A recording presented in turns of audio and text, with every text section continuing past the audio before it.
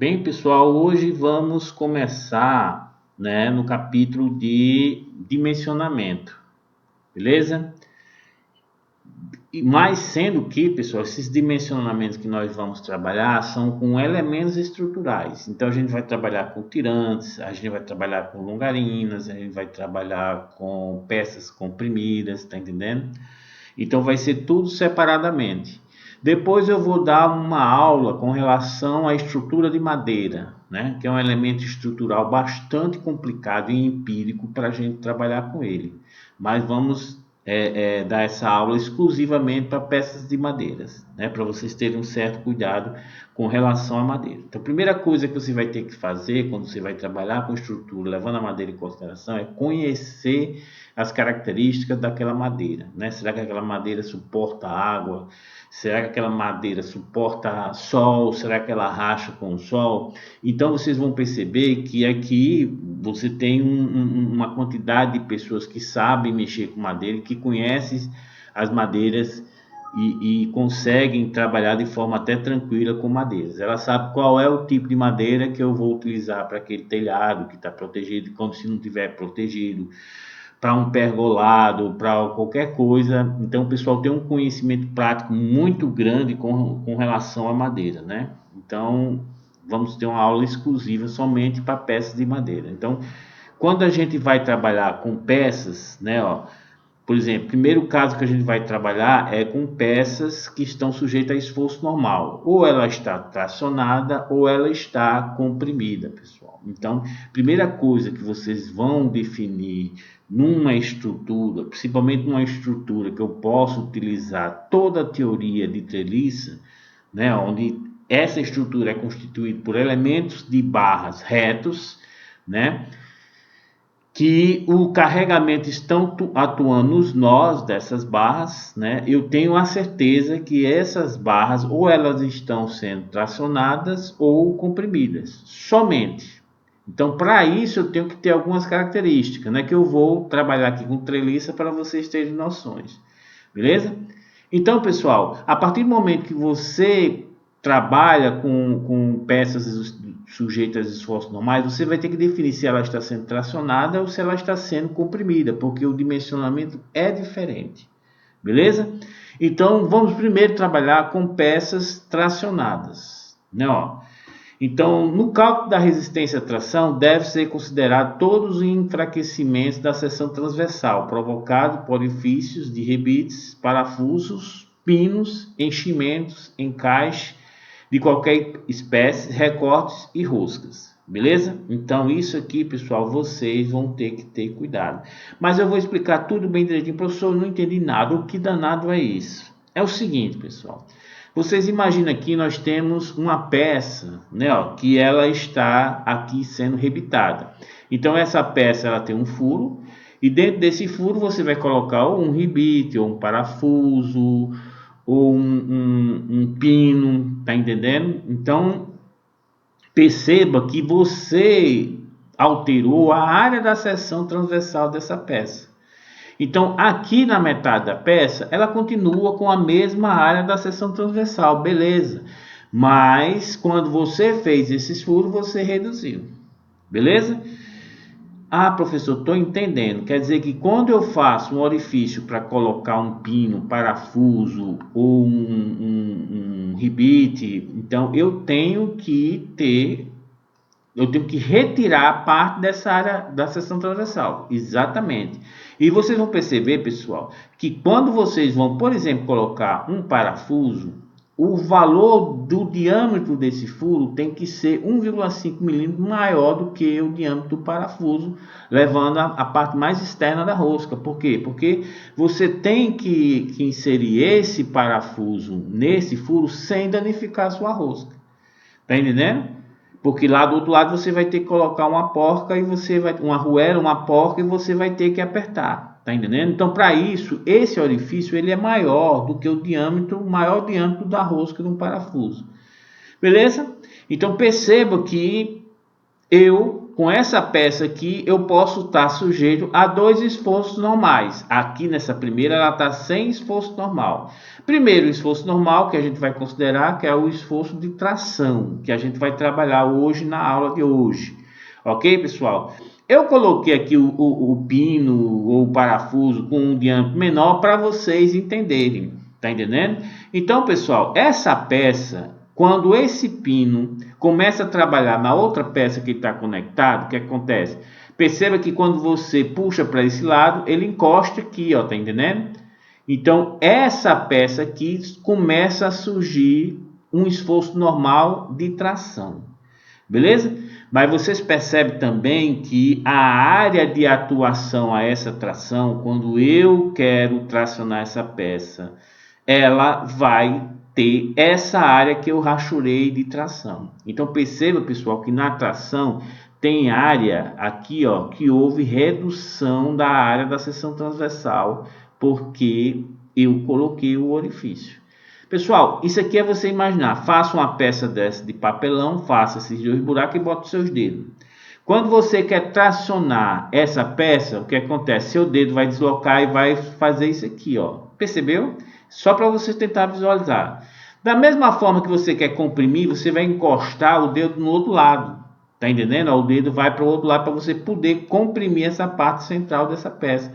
Percebam que a área de compressão, ó, ela é essa que eu rachurei aqui, ó, tá vendo? Ó? Então perceba que a área de peça sujeito à compressão, ela não tem interferência devido aos orifícios. Ah, professor, eu estou entendendo. Quer dizer que quando uma peça ela está parafusada, ou ribitada, ou com pino, a área, né, de ação da tração, ela envolve o furo que você fez. Então ocorreu o que, pessoal? Uma redução na área da seção transversal. Então eu não posso dimensionar essa peça com essa situação. Eu tenho que levar em consideração essa redução da área da seção transversal. Olha como é simples, pessoal. Já no caso de uma peça estando sujeito a uma compressão, que é esse segundo caso, ó, que o seu dedo vai ter que ver no sentido contrário para poder comprimir essa parte central, a área que está sendo realmente comprimida vai ser essa que eu rachurei. Então ela vai envolver toda essa região aqui que tem a mesma área da seção transversal. Então note, pessoal, que eu tenho dimensionamentos diferentes. Então, quando eu tenho peça sujeito a esforço normal, eu tenho que definir está comprimido ou está sendo tracionado. Ah, professor, estou entendendo. Mas, professor, numa estrutura, uma peça pode estar no momento sendo comprimida e no outro momento sendo tracionada? Exatamente, pode. Então, quando você confecciona um galpão, pessoal, que esse galpão é muito grande, então você vai fazer os cálculos dos carregamentos. Então, o primeiro cálculo que você vai fazer é o carregamento que está lá instalado naquela estrutura. Que é o quê? É o peso da telha, é o peso dos perfis que você está utilizando. Então, a estrutura tem um peso próprio. Está entendendo? Então, a gente chama de carregamento permanente. Aquilo está na estrutura. Depois a gente vai trabalhar com o que a gente chama de carregamento de utilização. Ah, professor, de utilização é o quê? É uma máquina que eu vou pendurar nas tesouras, é uma... qualquer carregamento, é um trator entrando, tá entendendo? Ou seja, é na utilização daquela edificação. E para isso você vai o quê? Vai ponderar um carregamento. Você pode colocar 200 kg por metro quadrado, você pode colocar que você vai pendurar, por exemplo, se esse galpão for do supermercado e você vai utilizar as tesouras para pendurar uma moto de promoção do suco Tang, ou seja, compre um saquinho de Tang, preencha o cupom, você vai ser sorteado com essa moto e você coloca essa moto pendurada onde? No telhado, nas tesouras do telhado. Você vai trazer o sistema de ar-condicionado, tudo com duto, você vai pendurar em cima do telhado. Então isso aí já é o que, pessoal? Já é um carregamento de utilização. E você vai ter que prever isso. Ah, professor, quer dizer que eu faço um galpão e esse galpão vai ser para um estacionamento. E quando eu vendo esse galpão, não quero mais rir, e um cara que quer fazer um supermercado, ele tem que ter esse cuidado. Tem sim. Porque o supermercado gosta de fazer isso. Pendurar uma moto, fazer uma moto, pendurar uma geladeira, dizendo que está em promoção.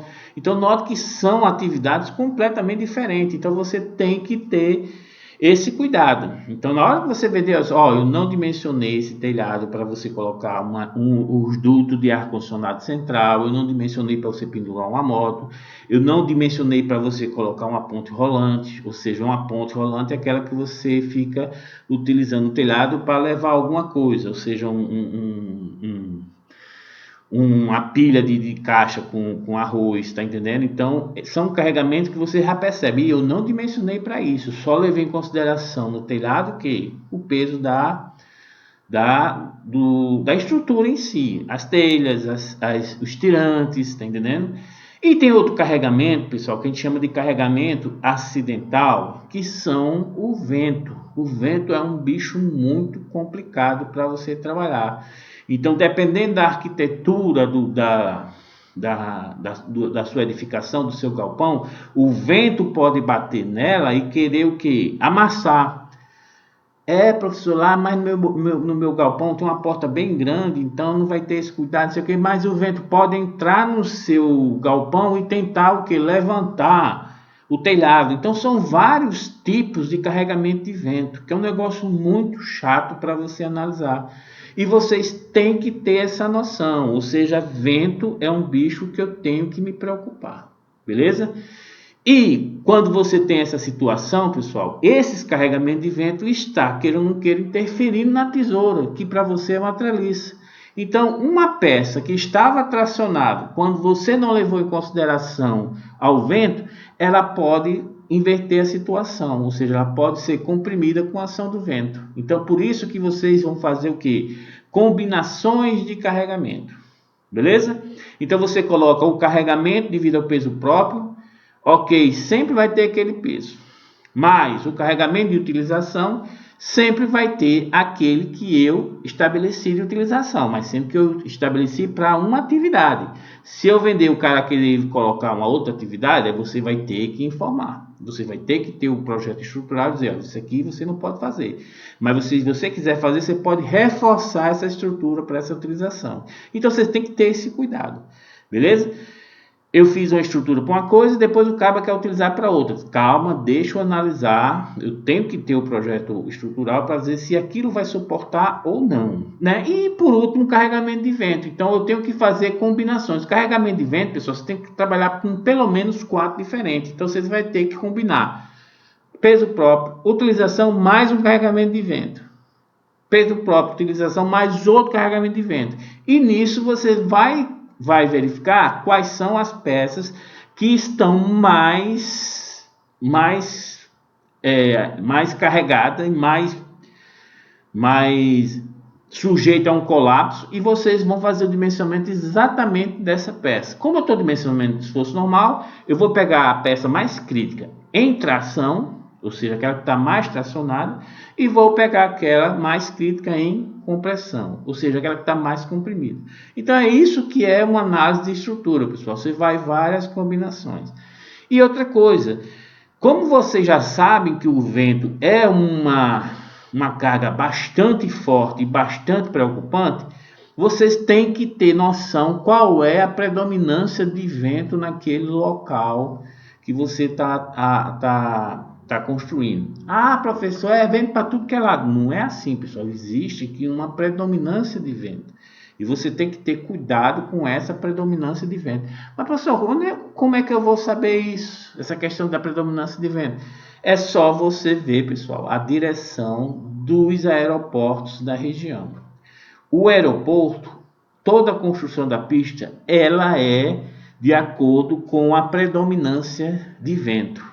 Ok? Então, se você tiver alguma dúvida aqui em Boa Vista, é só você ver a predominância de vento é a pista do aeroporto. Então, os ventos predominantes, né, eles são naquele sentido. Por quê? Porque o avião ele precisa, né, na questão de decolagem de pouso, ter o vento contra para te dar sustentação. Então, percebe? Isso é muito importante. Professor, então eu sei a direção do vento. Então, o que é que eu faço? É só você olhar o número da pista, pessoal. Aquele número da pista do avião é exatamente o ângulo que ele faz com relação ou ao norte, ou ao sul, não sei, mas ele faz um ângulo ali em relação ao norte, sul ou leste ou oeste. Aquilo é o ângulo. Então é só você calcular o ângulo e você tem, né, a predominância de vento. Beleza? Obviamente que os ventos mais complicados, predominante, não vai ser nesse sentido. Se for um redemoinho, ele vai ser por todos os lados. Mas você tem que ter esse cuidado. A predominância, porque mesmo os ventos sendo os ventos pouco fortes, né, ele tem a predominância naquele sentido. Para mim, aqui em Boa Vista, é um vento sudeste, né, mas é bom vocês dar uma analisada, né, e sempre se preocupando com a questão do aeroporto próximo. O aeroporto é sempre construído, né, contra o vento. Beleza? É tanto que aqui em Boa Vista, de vez em quando, você vê o quê? Você vê o avião invertendo o sentido de descida ou de decolagem da pista. O que é que acontece aquilo? Houve a inversão do vento. Então, o controlador de voo, ele tem uma biruta, né, perto da pista, e ele vê a predominância do vento, ou seja, para que sentido o vento está atuando. Então, de acordo com o que a biruta indicar para ele, ele vai lá e diz para o piloto, ó, inverta a descida, né, que houve uma troca na direção do vento. Aí você vê um avião descendo no sentido contrário, né, ó, aqui na pista do aeroporto, beleza? Então, pista do aeroporto é uma excelente informação para vocês terem a predominância de vento na região. Beleza? Então, pessoal, nós temos essa situação, uma peça, né, que não tem esforço normal, e nós estamos trabalhando com duas situações, aonde você tem uma tracionada, né, aonde ocorre a interferência na redução da área da seção transversal, nessa parte rachurada, é onde está sofrendo tração. E a comprimida. Note que a comprimida não tem um problema nenhum com relação à redução da área da seção transversal. Antigamente, pessoal, como eles não tinham essa tecnologia, então o que é que eles faziam? Vocês podem perceber que nas estruturas metálicas antigas, quem conhece o teatro José de Alencar em Fortaleza, vocês podem verificar que as peças ela tem um corpo bem esbelto, e aqui no local onde vai ser parafusado ele colocou uma maçaroca, né, ó, bem grande, para você trabalhar com parafusos, ou seja, naquele tempo não tinha a tecnologia ainda da solda, né, mas a solda, professor, eu vou fazer tudo soldado, porque quando eu soldo eu não faço buraco, tá entendendo? Então, mas solda é uma coisa também muito complicada. Então, todo elemento estrutural sujeito a esforço normal ou compressão ou tração que você vai mexer com solda, que é o caso que você sempre vê, nunca tem estrutura com parafuso, você tem que ter, pessoal, uma tecnologia muito boa para você fazer a qualidade daquela solda. Ou com raio-x, ou com ultrassom, ou com líquido penetrante, de forma que você vai dizer se aquela solda está coerente com o que você especificou. Até a solda você dimensiona, beleza? Mas nós não vamos trabalhar aqui com solda, né? Muito embora hoje, se você for analisar hoje, ninguém mais une duas peças metálicas com um ribite, né? E nem com parafuso. É tudo com solda, né? Então é mais barato, sendo que você tem que, se você for trabalhar questão de estrutural de responsabilidade, pessoal, você tem que ter uma confiança, você tem que ter um soldador de boa qualificação técnica, porque solda é um bicho complicado. Beleza, pessoal? Então vamos lá. Então aqui surgiu um primeiro exemplo, né, que eu vou até confessar para vocês que eu não entendi muito bem o que significa isso aqui não, mas eu fiz da forma que eu iria trabalhar profissionalmente para resolver essa questão do tirante, né, para travar essa estrutura. Professor, primeiro fale aí para que serve o tirante. Então, pessoal, o tirante nada mais é do que uma peça, né, um cabo de aço ou um elemento maciço de ferro, de aço mesmo. Um vergalhão pode ser utilizado como tirante, muita gente usa o vergalhão como tirante. E perceba, pessoal, como ele é muito esbelto, ele não pode trabalhar com compressão. Ele tem que trabalhar com tração. O tirante só funciona tracionando. Então, o que acontece? Nesse caso aqui, ó, eu tenho uma cobertura, né? Ó, aqui eu tenho um pilar com 10 metros e o cara pediu para colocar aqui um tirante de forma que, imagina aqui, pessoal, se cai uma carga de vento aqui, ó, o vento vem aqui e bate aqui nesse telhado. Então, a ação desse vento faz com que essa coluna se afaste para um lado e essa aqui se afaste para o outro. Com esse tirante, ele impede esse deslocamento, né? Ó, isso que a gente chama de contraventamento, né? De travamento da estrutura. Contraventamento é mais utilizado para carga de vento. E aqui nesse caso ele pode ter utilizado para a questão de aumentar a rigidez do deslocamento dessas duas colunas com relação à carga de vento, por exemplo. Ok? Então, quando você coloca um vento que ele bate aqui, que essa tesoura tende a fechar, ela tende a empurrar a cabeça dessa coluna para cá, ó, para a esquerda, e tende a empurrar essa cabeça da coluna para a direita. Então, esse tirante vai impedir esse deslocamento. Beleza? Em todos os galpões muito grandes, vocês vão ver os tirantes sendo instalados, estando lá instalados. Depois a gente vai discutir com relação a isso aqui. Beleza? Então aqui é o seguinte, ó, um tirante do telhado de 10 metros de comprimento e deve resistir a uma força de tração de 8.600 kg. Calcule o diâmetro do tirante a ser executado em aço redondo. Eu não sei o que é esse aço redondo não, deve ser um vergalhão, né? Ó, então é um termo não muito usual para a gente não. Então de aço redondo, de forma, isso aqui eu me lembro de escola, né? Que desce redondo. Então já não é um termo muito bom porque já estou com vontade de tomar uma escola. De forma que o mesmo tenha rosca de 1,5 milímetros de profundidade.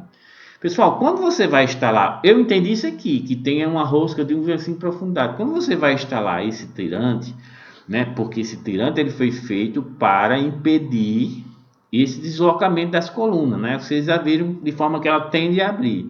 Então, pessoal, para você instalar esse tirante, a primeira coisa que você vai ter que fazer é esticar isso aqui, né? Ó, de forma que você senta que o bicho está tensionado, ou seja, ele não está. Mas o aperto que você vai fazer, porque esse tirante deve ser fixo aqui por parafuso, você vai ter que apertar de 1,5 milímetros de profundidade. Então, quando você perceber que você está começando a ter dificuldade em apertar a porca que vai fixar esses tirantes, aí você vai dizer, pronto, aqui realmente esse tirante está esticado. Agora eu vou dar esse aperto de 1,5 milímetro de forma que você vai ter uma tensão inicial, né? Então, ou seja, esse tirante, mesmo sem ter carregamento nenhum, ele vai estar sendo tracionado. Beleza? De quanto? De 1,5 milímetros, que é o quanto apertou na porca, de forma que você deslocou uma rosca, tá vendo? Ó, um passo de rosca, dependendo do parafuso, beleza? Aqui ele deu uma tensão, né, ó, de 1.600 kg por centímetro quadrado. Eu estou tratando essa tensão, pessoal, porque eu calculei, como eu estou trabalhando com aço, o aço ele tem um FY, né? Se lembra do FY? Tensão de escoamento, né? 240 megapascal. Quando eu olhei isso aqui é bem menor, então estou trabalhando isso aqui como sendo uma tensão admissível, ou seja, desse projeto. Porque ele falou aqui em aço e eu olhei, isso aqui não é a tensão de escoamento, então é a tensão menor que a de escoamento. Então passa a ser uma tensão admissível, ou seja, que ele estabeleceu no projeto. E aqui é o modo de elasticidade do aço, que realmente é o que? De 210 gigapascal. E se você for fazer isso aqui, realmente dá 210 gigapascal. Beleza, pessoal? Então vamos à resolução. Então ele quer saber, pessoal, qual é o diâmetro que eu tenho que comprar esse vergalhão de ferro aqui, de forma que eu tenha uma tensão, né, menor, uma tensão menor ou igual a essa tensão admissível do meu projeto, beleza? Então vamos lá. Então, ó, determinação do esforço inicial para um aperto de 1,5 milímetros, pessoal. Se lembre que eu esqueci até de colocar a fórmula aqui, que diz o seguinte: a deformação é igual ao P, que é a força, vezes o L, que é o vão, dividido por EA, beleza? Então, pessoal, para aquela estrutura, na hora que eu vi que o cabo de aço, nesse caso o vergalhão, está tensionado, mas não tem força ainda nele atuando, eu vou dar um aperto de 1,5 milímetros na porca. Então ele vai provocar uma deformação de quanto? De 1,15.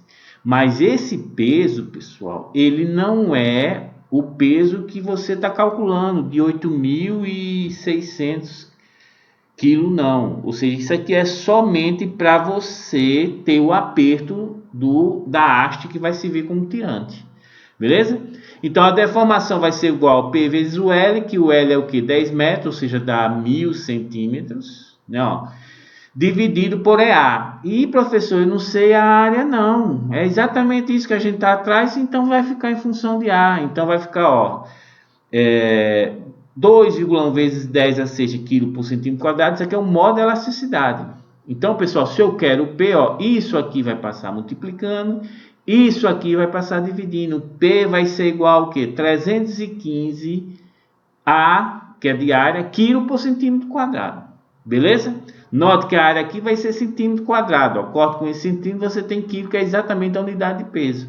Então, pessoal, é bom também vocês trabalharem com análise dimensional. Então, vocês sabendo as unidades, você vai trabalhando e você vai sabendo se aquela unidade está compatível ou não com a equação que você está trabalhando. Então aqui você pode ver que essa unidade é exatamente o peso vezes a área, beleza? Que essa área aqui, ó, quando eu dividir, vai cortar o centímetro quadrado dela com centímetro, vai ficar o quilo, que é exatamente a unidade de peso. Aí aqui, ó, eu estou admitindo que a tensão admissível, que a tensão do meu projeto, vai ser igual à tensão de escoamento do aço, ou seja, o que é a tensão de escoamento? É quando o aço deixa de trabalhar no regime elástico e passa a trabalhar com regime plástico. Ou seja, quando eu tenho essa tensão, que é a última tensão de proporcionalidade, ou seja, aquela que é a lei de Hooke. Quando ele começa a inclinar, opa, ele está perdendo a elasticidade. Então está indo para um regime plástico. Então você está entendendo? Então mais segurança é a gente trabalhar no regime elástico, que é o que a gente estabelece na lei de Hooke. Então isso aqui dividido pelo coeficiente de segurança, que eu nem me preocupei qual foi o que ele adotou, é de 1.600 kg por metro quadrado. Não é metro não, pessoal, minto aqui, ele colocou só para a gente verificar no exercício, ele colocou quilo por centímetro quadrado, né? Isso aqui na aula digital eu coloquei metro quadrado, mas isso aqui é centímetro quadrado. Depois eu conserto isso aqui. Então quem coloca aqui centímetro quadrado. E a tensão admissível vai ser igual ao que, pessoal? Ao P total. Note que agora eu tenho duas forças atuando P, né? Ó. Então uma vai ser na montagem e o outra vai ser o que ele estabeleceu no enunciado, de 8.600 quilos. Então, pessoal, toda vida que eu vou dimensionar, pessoal, perceba que aqui, ó, eu fiquei preocupado na questão da montagem da estrutura. Então, tem montagem que você vai ter que tracionar um pouquinho. E aquele 8.600, isso aqui deve ter surgido quando ele viu uma carga de vento. Então são duas coisas diferentes. Então eu estou trabalhando agora com o peso total dividido pela área do aço, que é a tensão no aço aqui, ó. E esse peso total vai ser 8.600 kg que ele colocou lá no enunciado, com mais 315 A kg por centímetro quadrado. Beleza, pessoal? E essa divisão do peso pela área do aço vai ser igual à tensão admissível que eu quero. Beleza? Então perceba, pessoal, que eu tenho um A aqui e tenho um A aqui. Então se eu vou passar isso aqui multiplicando, ó, e depois passo isso aqui diminuindo, eu vou obter, né, ó, a área do aço, que vai ser 6,692 centímetro quadrado. Sendo que ele não pediu a área do aço, ele pediu o quê? O diâmetro da bitola. Pessoal, A gente não trabalha com o diâmetro, a gente trabalha com a área de aço que eu quero. Por quê, pessoal? Porque se eu chegar e calcular esse diâmetro, eu vou chegar na loja, ó, eu quero um vergalhão com um tanto de 29,2 milímetros de diâmetro. Aí o cara vai dizer, não tenho esse aqui, porque você já tem padronizado as bitolas do aço. Você tem o de 5 milímetros, que é o 316, você tem o de 8 milímetros, você tem o de 10, você tem o de 12, tá entendendo? Então esses são os valores comerciais. Por quê, pessoal? Porque ele é produção em série. Então você vai pegar um vergalhão que tenha uma área que seja maior que 29,2. Se tiver igual, beleza. Ah, professor, eu posso trabalhar com o vergalhão, porque o vergalhão, pessoal, professor, o vergalhão tal, ele é menor, ele é mais barato do que esse aqui, mas é só um tiquinho menor do que esse aqui. Pessoal, isso aqui você projetou. Então isso aqui você disse que é uma tensão admissível, né? Que é a tensão que você vai obedecer no seu projeto. E você tem que obedecer. Então se você tem um vergalhão de 28 milímetros, note que você calculou 29,2. E você tem um vergalhão de 32 milímetros, note que você não pode utilizar o de 28. Você vai ter que utilizar o de 32. Né? Então, neste caso aqui, utilizando a área da seção transversal, né? Como ele queria o diâmetro, já coloquei na fórmula do diâmetro. Né? A área πd ao quadrado sobre 4. Passa o 4 dividindo, multiplicando, divide por π e tira a raiz.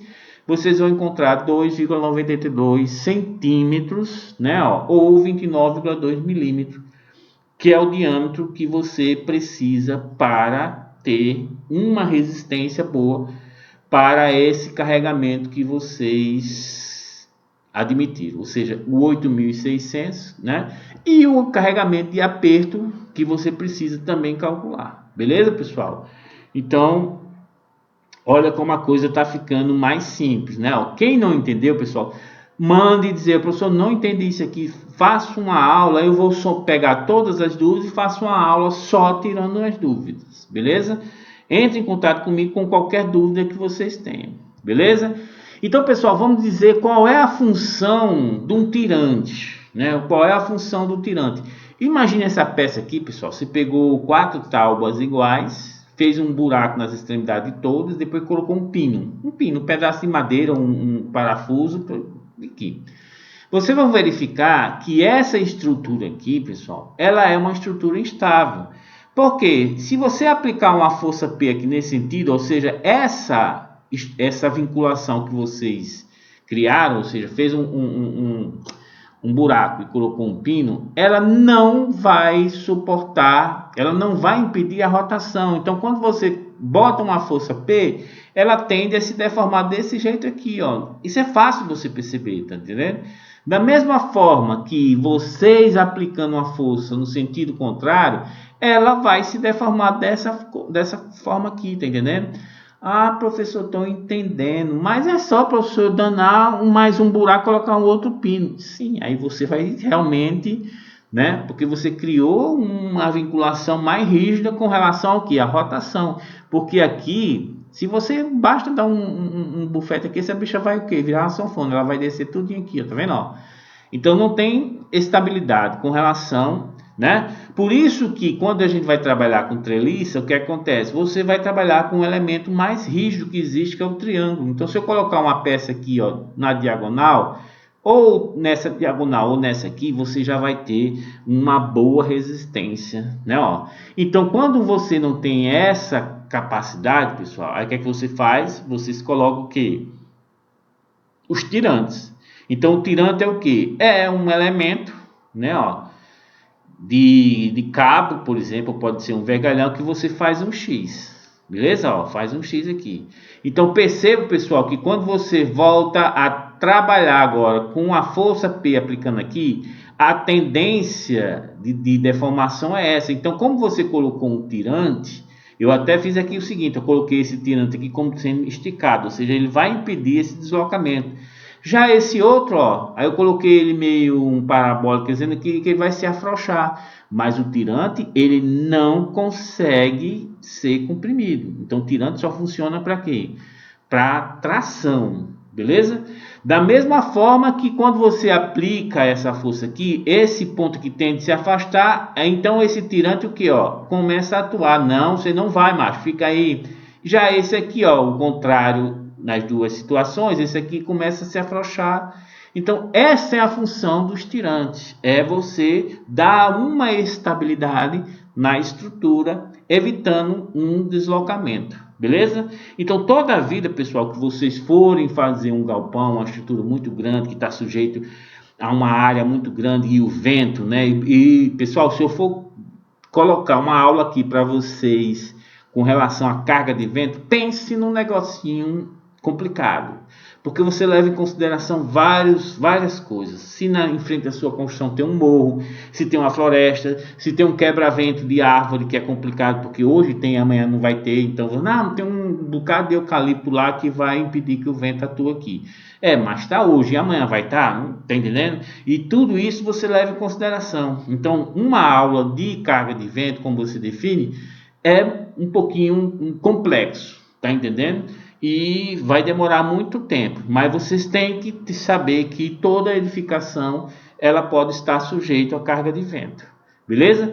E vocês já aprenderam qual é a forma de vocês dar rigidez, principalmente a carga de vento, é com os tirantes, que a gente chama de contraventamento, beleza? Aí aqui eu tenho algumas fotos com relação a tirantes. As formas de fixação dos tirantes, aqui que se você olhar na internet, pessoal, procurar algum vídeo, de forma que vocês vão verificar a montagem de tirantes em contraventamento de estrutura. Então aqui você vê que tem um cabo de aço, esse cabo de aço passa por uma arruela, ó, isso aqui vai ser fixo num gancho, alguma coisa desse tipo, e vocês têm essas braçadeiras que você coloca aqui, ó, e essas braçadeiras, elas criam uma força de atrito que é calculado. Então, dependendo do valor do esforço que vocês vão definir para esse tirante, naquele caso foi quanto 8.600 kg, vocês vão quantificar a quantidade de braçadeira de forma que você tenha uma área que gere uma força de atrito de forma a impedir esse deslocamento, beleza? Então isso aqui é uma forma. Tem forma que é o parafuso, que foi a forma que nós dimensionamos aqui, ó. Então você vai fixar isso aqui em algum canto da estrutura, né? E aqui você vai um sistema de macho e fêmea conectar isso aqui no tirante, e você vai apertando esse parafuso e você vai tracionando o tirante, né?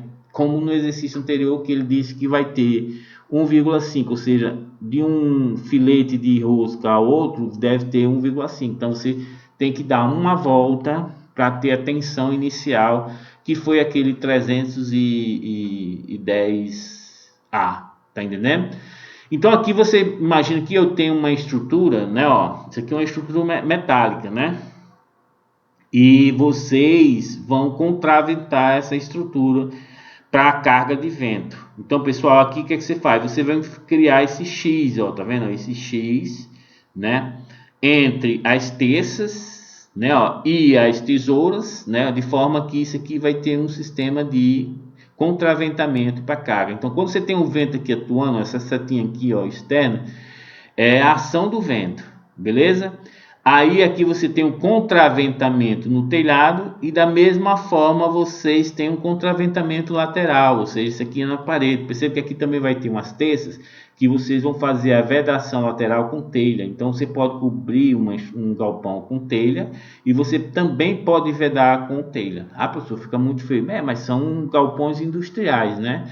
E não tem função de beleza, é praticidade, ok? Então nessa forma aqui, ó, esse X que você vê nas estruturas são o que a gente chama de contraventamento. Aí aqui eu tenho um caso aqui, ó, você pode ver que você tem aqui o X, ó, atuando nos telhados, tá vendo? Ó, isso aqui só coloquei o contraventamento no telhado, tá faltando um nas laterais, mas eu vou procurar saber, procurar ver filme para vocês se adequarem a essa situação de contraventamento. Pessoal, vocês podem contraventar tudo, né? Ó, uma caixa d'água, professor, fiz uma caixa d'água lá no sítio com 3 colunas, eu estou com medo dela se abrir. É só vocês contraventarem, ou seja, começa a fazer esse X ao longo das colunas, né? Além de você contraventar para esforço de tração, né? Você vai também se contraventar para compressão. Perceba, pessoal? Então, pessoal, só para eu dar uma retornada, que o que a gente trabalhou aqui nessa aula foi para peças sujeito à tração, né? Ó, então, percebo que quando eu coloco uma peça tracionada, que ocorre a redução da área da seção transversal, eu tenho que ter esse cuidado. Professor, mas uma peça comprimida? A peça comprimida, nós temos que nos preocuparmos com a questão da carga crítica, ou seja, a flambagem dela. Então perceba, pessoal, que quando vocês vão comprimir uma peça, se você exagerar nesse carregamento de compressão, como a grande maioria dessas peças são peças esbeltas, né? Ó, professor, o que é peças esbelta? O que é uma menina esbelta? É uma menina alta e magrinha. Então, quando é uma peça dessa forma, ou seja, é uma peça magrinha e uma peça grande, quando você começa a comprimir, pessoal, ela flamba, ela sai de fora do alinhamento, né? Exatamente perpendicular a maior momento de inércia. Um exemplo, pega uma régua, encoste numa mão e tente comprimir.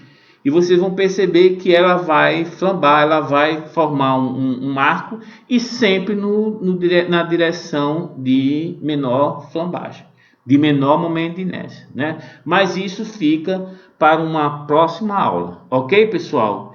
Então, vamos para uma próxima aula, onde vamos trabalhar com madeira, dar toda uma especificação para madeira, de forma que vamos utilizar no dimensionamento dela.